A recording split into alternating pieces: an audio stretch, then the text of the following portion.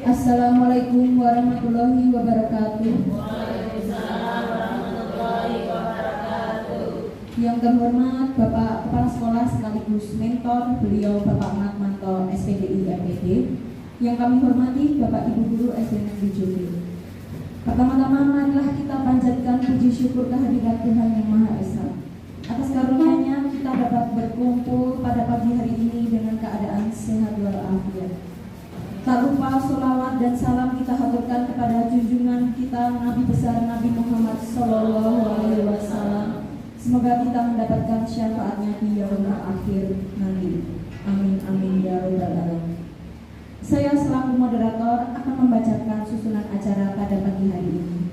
Yang pertama pembukaan, yang kedua paparan, yang ketiga tanggapan dari mentor atau kepala sekolah, kemudian tanya jawab, dan yang terakhir penutup. Menginjak acara pertama yaitu pembukaan. Marilah kita buka seminar pada pagi hari ini dengan berdoa bersama-sama. Berdoa menurut kepercayaan masing-masing. Berdoa dipersilakan.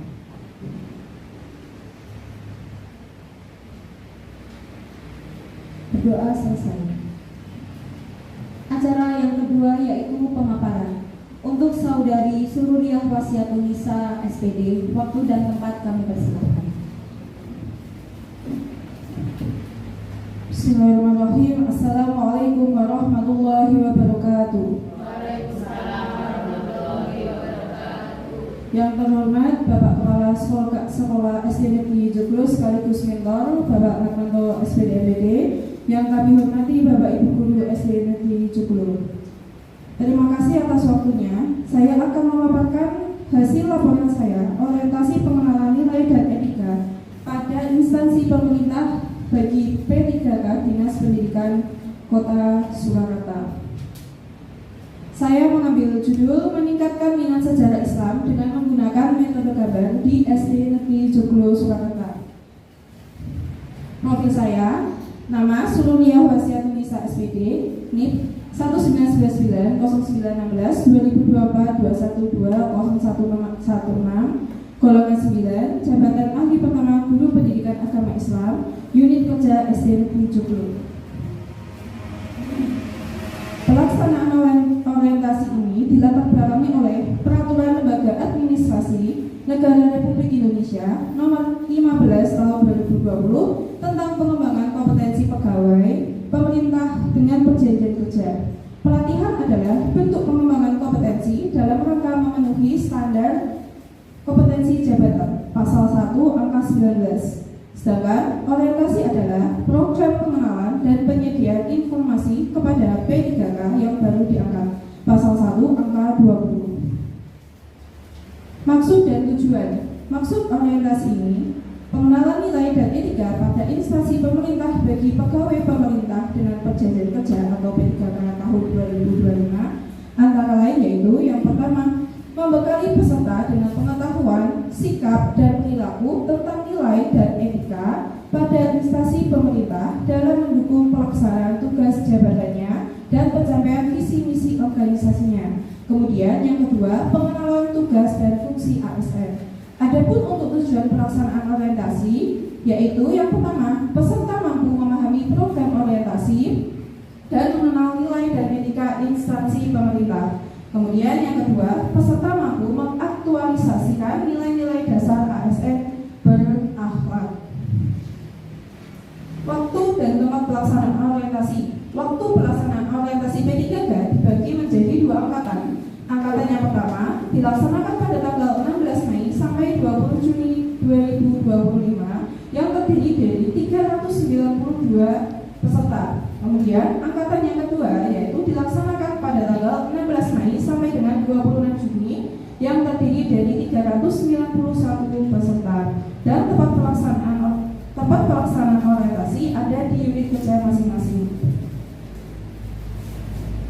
Nilai dan etika pada pemerintah Kota Surakarta. Visi pemerintah Kota Surakarta berdasarkan Peraturan Daerah Kota Surakarta Nomor 6 Tahun 2021 tentang Rencana Pembangunan Jangka Menengah Daerah Kota Surakarta tahun 2021 sampai 2026 adalah mewujudkan Surakarta sebagai kota budaya modern, tangguh, gesit, kreatif, dan sejahtera.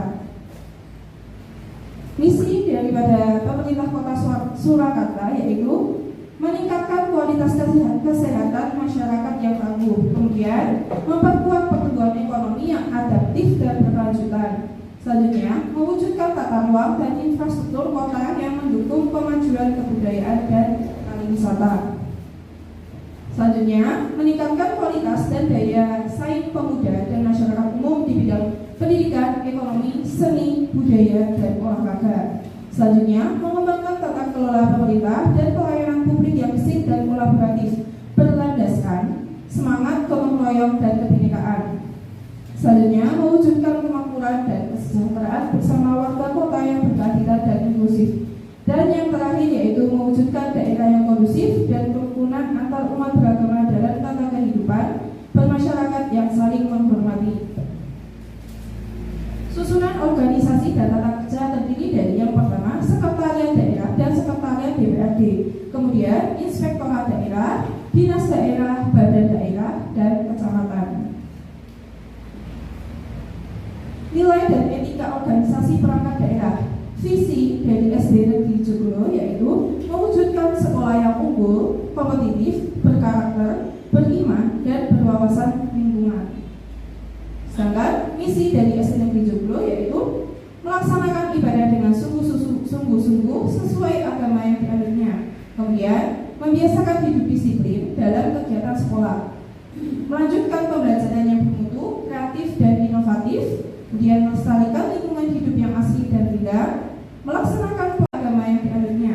Kemudian membiasakan hidup disiplin dalam kegiatan sekolah, melanjutkan pembelajaran yang bermutu, kreatif, dan inovatif.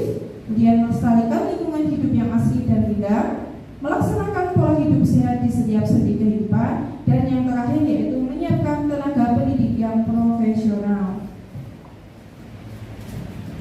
Rencana dan hasil kerja P3K yaitu saya sendiri di unit kerja SD Negeri Joglo, jabatan ahli pertama guru pendidikan agama Islam masa kontrak 2024-2029. Identifikasi isu yang saya ambil yaitu yang pertama, rendahnya minat belajar siswa terhadap sejarah Islam di SD Negeri Joglo. Kemudian yang kedua, minimnya metode pembelajaran yang interaktif. Dan yang terakhir yaitu keberagaman literasi dan memori siswa. Isu yang saya angkat yaitu rendahnya minat belajar siswa terhadap sejarah Islam di SD Negeri Joglo. Gagasan yang saya angkat yaitu meningkatkan minat sejarah Islam dengan metode gambar di SD Negeri Joglo. Rencana kerja tahunan ada 5 kegiatan. Kegiatan yang pertama yaitu menganalisis rendahnya minat siswa terhadap pelajaran sejarah Islam. Tahapan yang kami lakukan yaitu melakukan observasi dan asesmen peserta didik. Output atau hasil yang diharapkan yaitu bisa memetakan siswa berdasarkan metode belajar yang disukai. Hal ini selaras atau berkaitan dengan penerapan nilai-nilai berakhlak yaitu berorientasi pada pelayanan atau memahami dan memenuhi kebutuhan siswa.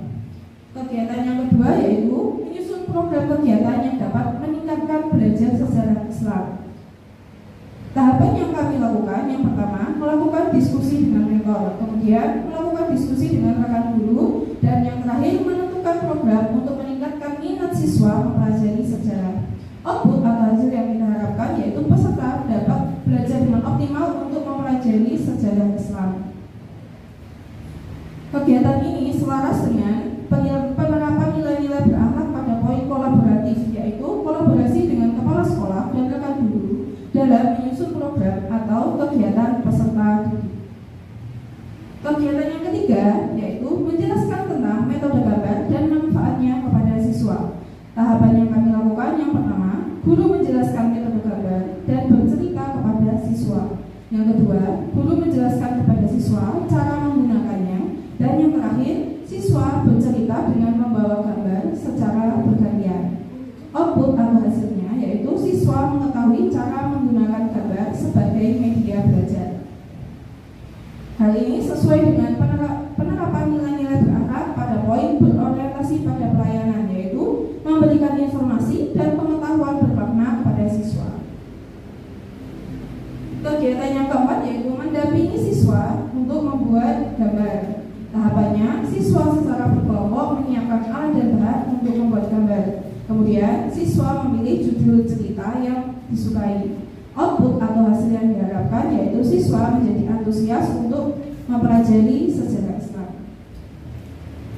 Hal ini sesuai dengan penerapan nilai-nilai berakhlak yaitu berorientasi pada pelayanan, kompeten, loyal, dan kolaboratif. Kegiatan yang terakhir yaitu melakukan evaluasi dan refleksi dari kegiatan belajar dengan gambar. Tahapannya yang pertama, siswa diminta untuk menceritakan sejarah Islam dengan menggunakan gambar yang dibuat sendiri. Kemudian, guru bisa memberikan motivasi kepada siswa agar siswa lebih semangat dalam belajar. Output atau hasil yang diharapkan yaitu siswa bisa menceritakan sejarah Islam dengan model gambar yang mereka buat sendiri. Hal ini sesuai dengan penerapan nilai-nilai berakhlak yaitu berorientasi pada pelayanan, kompeten, loyal, dan kolaboratif. Tahapan demi tahapan kegiatan ini, 5 kegiatan tadi selaras dengan visi dan misi SDG 70, yaitu membiasakan hidup disiplin dalam segala kegiatan sekolah. Yang terakhir yaitu kesimpulan. Kegiatan orientasi ini sangat penting bagi P3K agar dapat memahami fungsi dan tugas sebagai ASN. Kemudian yang kedua, diharapkan P3K dapat mengaktualisasikan nilai-nilai dan etika dalam kehidupan sehari-hari. Dan yang terakhir, diharapkan dengan metode gambar, siswa dapat meningkatkan minat siswa dalam mempelajari sejarah Islam. Yang terakhir, quote of the day, tidak ada guru yang sempurna, tidak ada murid yang sempurna, yang ada hanya guru dan murid yang terus berjuang dan belajar menjadi lebih baik. Terima kasih, sekian presentasi dari saya, bila ada kurangnya saya mohon maaf. Wallahul muwaffiq ila aqwamit thoriq. Wassalamualaikum warahmatullahi wabarakatuh. Waalaikumsalam warahmatullahi wabarakatuh. Terima kasih atas pemaparan yang luar biasa dari Saudari Surya Wasiatul Nisa SBD. Acara selanjutnya yaitu tanggapan dari Kepala Sekolah sekaligus mentor. Untuk Bapak Kepala Sekolah, Bapak Natmanto SPDI MPD, waktu dan tempat dipersilakan.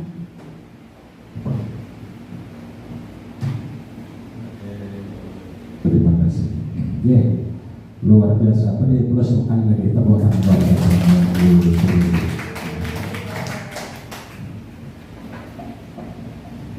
Oke, terima kasih saudara Surya Wasiatul Nisa. Guru Nisa. Alhamdulillahirrahmanirrahim. Terima kasih paparan sudah disampaikan dari laporan orientasi pengenalan nilai dan etika pada instansi pemerintah bagi P3K Dinas Pendidikan Kota Surakarta tahun 2025. Kebetulan saudari Surya ini P3K angkatan kontrak 2024 sampai 2029 ya. 2029.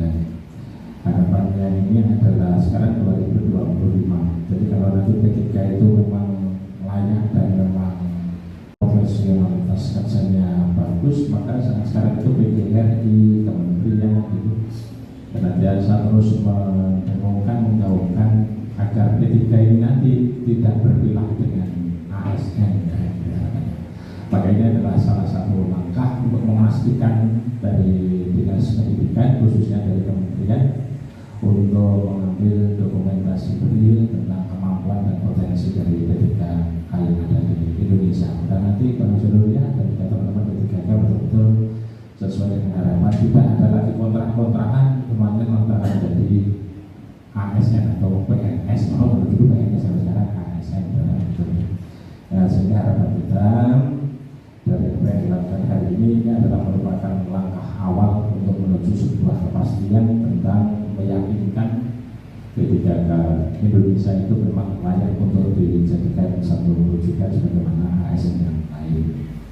Baik, yang kami komentari yang sampaikan tadi mulai dari persiapan sampai juga kelengkapan, saya pikir untuk Bu Lisa sudah sangat baik sebagaimana teman-teman kita yang terdahulu seperti ada Bu Handa, ada Bu Tini dan juga dan bahkan termasuk yang awal itu yang tanya Bu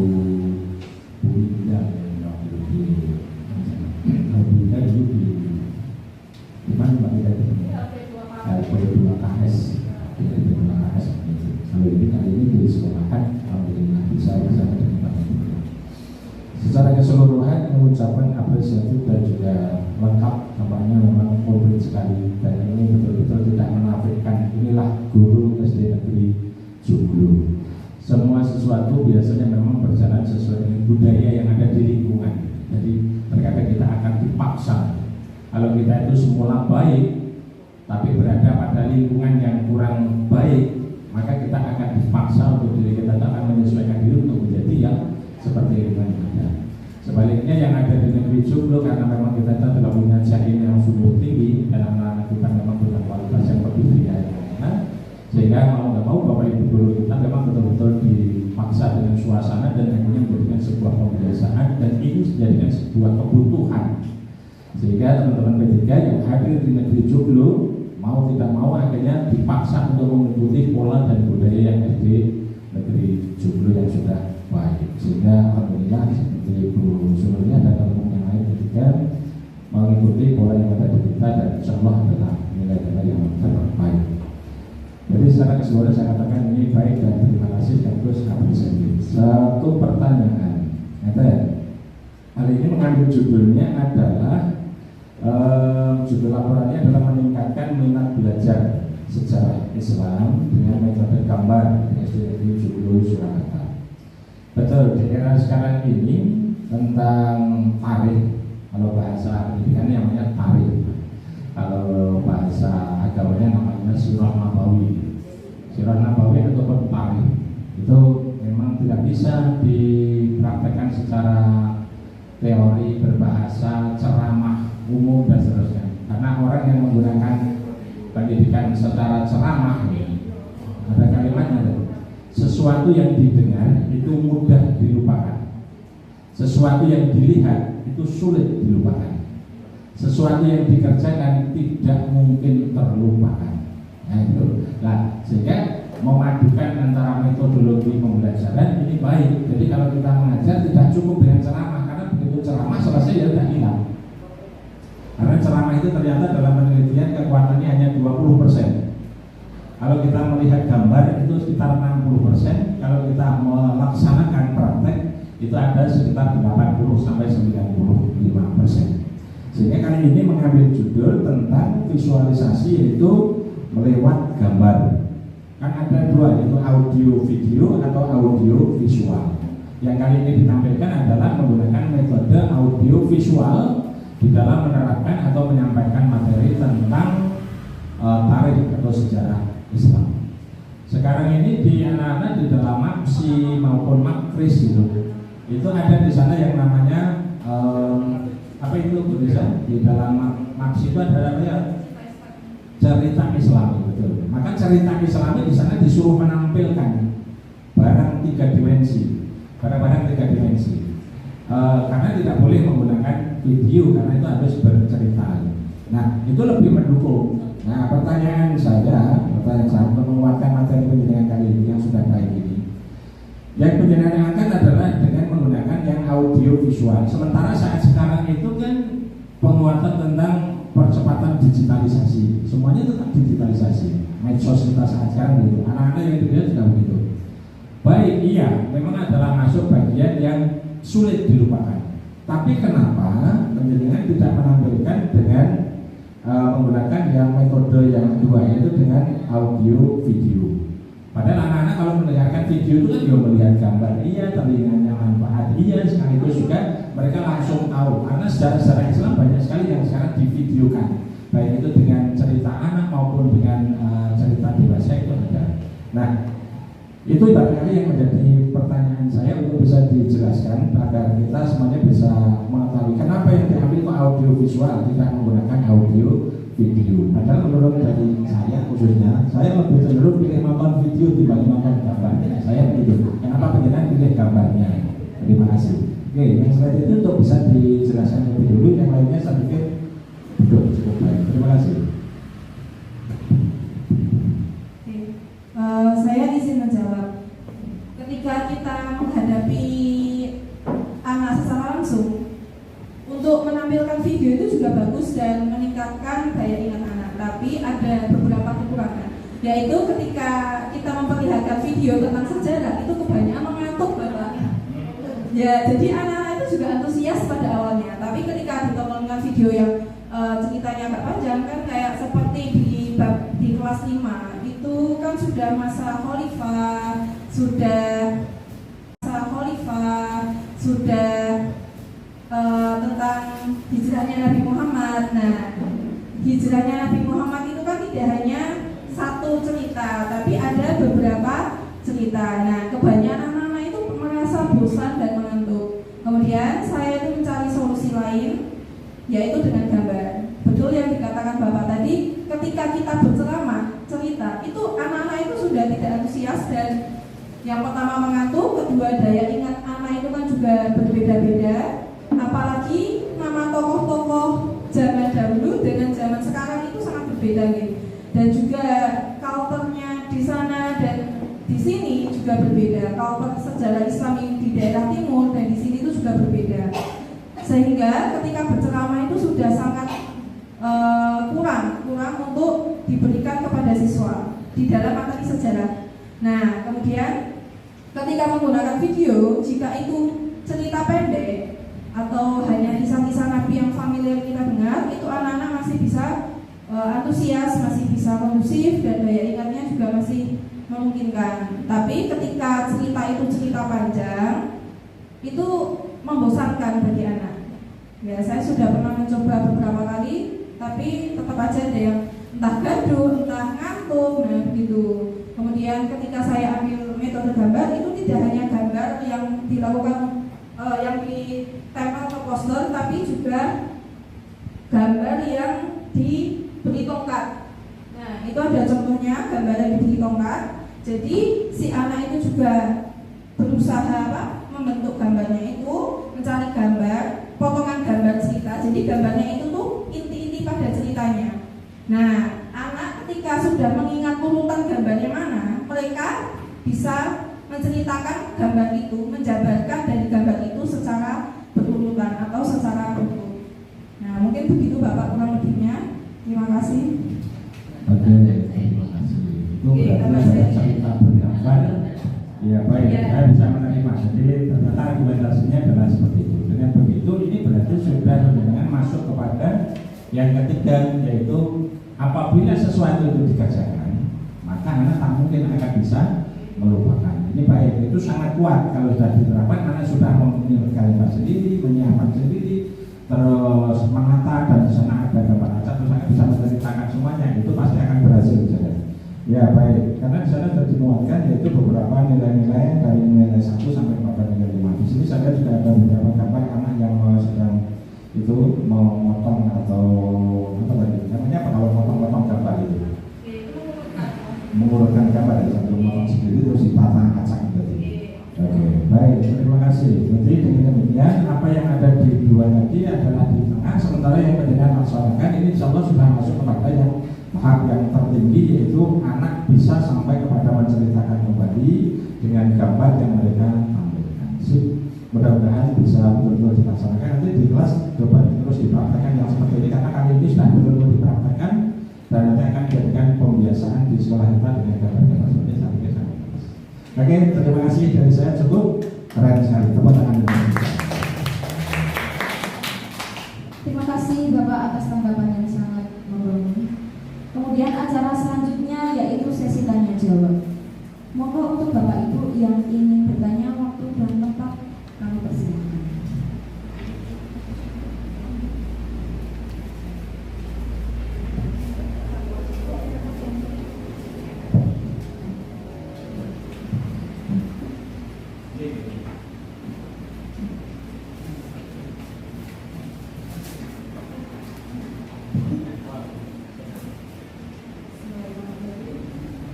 Assalamualaikum warahmatullahi wabarakatuh.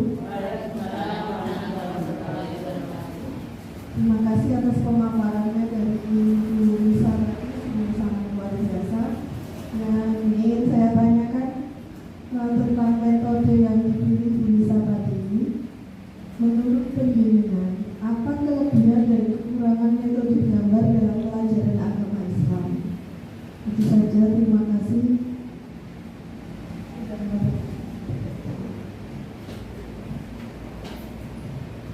Terima kasih atas pertanyaannya.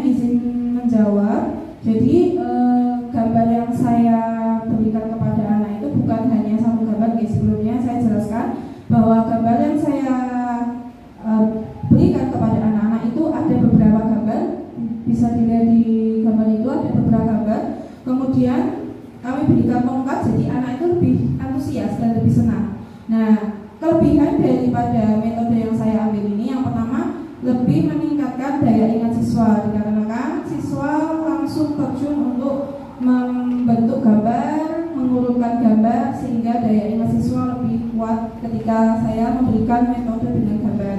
Kemudian yang kedua bisa meningkatkan kreatif, meningkatkan siswa agar siswa menjadi lebih kreatif. Nah, ketika saya memberikan gambar itu kan anak-anak lebih suka dibentuk apa, bentuk kotak, bentuk ini, dan kemudian kalau ditempel-tempel di poster itu anak-anak suka, boleh dihias enggak. Nah, di situ anak-anak bisa lebih kreatif. Kemudian yang terakhir bisa menarik perhatian siswa. Ya seperti tadi kalau hanya video itu kan sesuatu yang agak monoton kalau untuk pelajaran sejarah. Apalagi ketika pelajaran sejarahnya itu materinya banyak.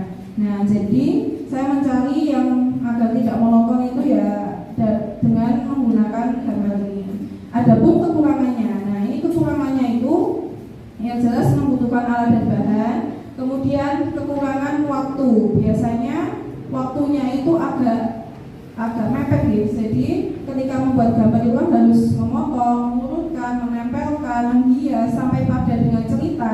Anak-anak bercerita itu membutuhkan waktu yang sangat banyak. Tapi saya bisa mengkondisikan dengan cara ketika di pelajaran agama itu ada 5 aspek. Aspek akidah, akhlak, fikih, Al-Quran, dan aspek sejarah. Nah, biasanya di aspek akidah dan akhlak itu pelajarannya lebih sedikit. Kemudian saya hanya mengambil waktu sedikit di aspek akhlak. Ketika memasuki pelajaran sejarah itu waktunya yang lebih banyak, sehingga sampai pada dengan evaluasi bisa terlaksana dengan baik. Begitu. Terima kasih sebelumnya.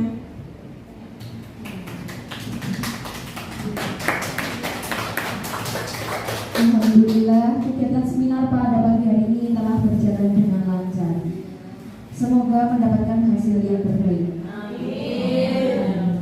Mari kita tutup seminar pada pagi hari ini dengan membaca doa menurut agama dan kepercayaan masing-masing. Berdoa dipersilakan.